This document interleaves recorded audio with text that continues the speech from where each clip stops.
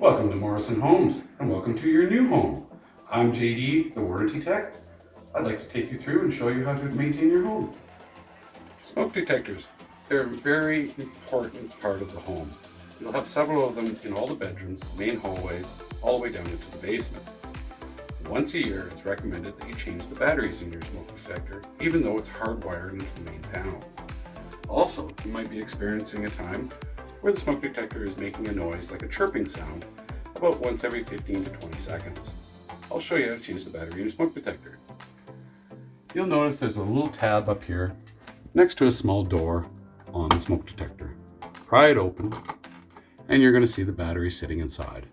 When you take the battery out, note its orientation. You've got the large and the small end. Now we'll put in a new battery. Simply put it in the same way the old one came out, and then when you close the door, clip it in, it makes contact, and now you're done.